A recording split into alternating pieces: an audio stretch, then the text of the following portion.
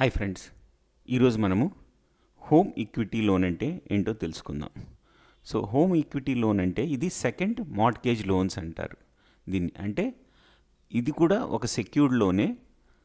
మన ఏదైతే ప్రాపర్టీని సెక్యూరిటీగా తీసుకొని వీళ్ళు హోమ్ ఈక్విటీ లోన్ అంటారు.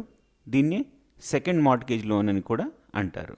ఇది ఏ ప్రాపర్టీస్ మీద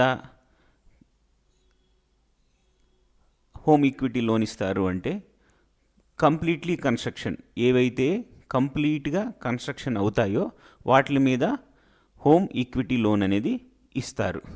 ఇది నార్మల్గా లోన్ కంటే ఎక్కువ లోన్ ఇస్తారు. అంటే రేట్ ఆఫ్ ఇంట్రెస్ట్ తక్కువ ఉంటుంది, ఫ్లెక్సిబుల్ టెన్యూర్ ఉంటుంది, అంటే పీరియడ్ కట్టేది ఎక్కువ కూడా ఇస్తారు, అమౌంట్ కూడా ఎక్కువగా ఇస్తారు.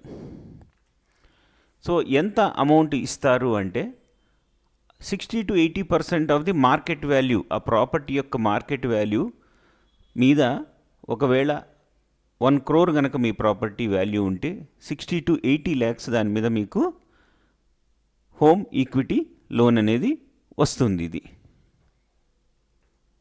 ఇంట్రెస్ట్ రేటు పర్సనల్ లోన్స్ కంటే తక్కువగా ఉంటుంది. దీని మీద రీపేమెంట్ ఛార్జెస్ ఇది 5 to 15 years రీపేమెంట్ పీరియడ్ ఉంటుంది. ఫిక్స్డ్ కానీ ఫ్లోటింగ్ కానీ ఇంట్రెస్ట్ ఉంటాయి. ఇవి bank to bank, organisation to organisation మారుతూ ఉంటాయి.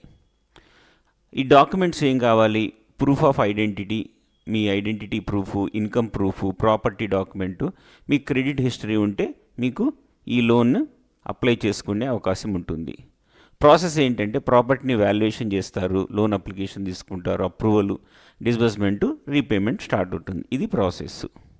అడ్వాంటేజెస్ ఏంటంటే ఇంట్రెస్ట్ పర్సనల్ లోన్స్ కంటే ఇంట్రెస్ట్ రేట్ తక్కువగా ఉంటుంది, అమౌంట్ ఎక్కువగా వస్తుంది. తర్వాత ట్యాక్స్ బెనిఫిట్, అప్లికబుల్ కేసెస్లో ట్యాక్స్ బెనిఫిట్ కూడా వస్తుంది. ఫ్లెక్సిబుల్ పీరియడ్ కూడా ఉంటుంది, 5 to 15 years ఉంటుంది. కాబట్టి మీకు మ్యాక్సిమం పీరియడ్ ఉంటుంది లోన్ కట్టుకోవడానికి. Thank you friends. నా వీడియో నచ్చితే లైక్ చేయండి, మీ ఫ్రెండ్స్కి ఫార్వర్డ్ చేయండి.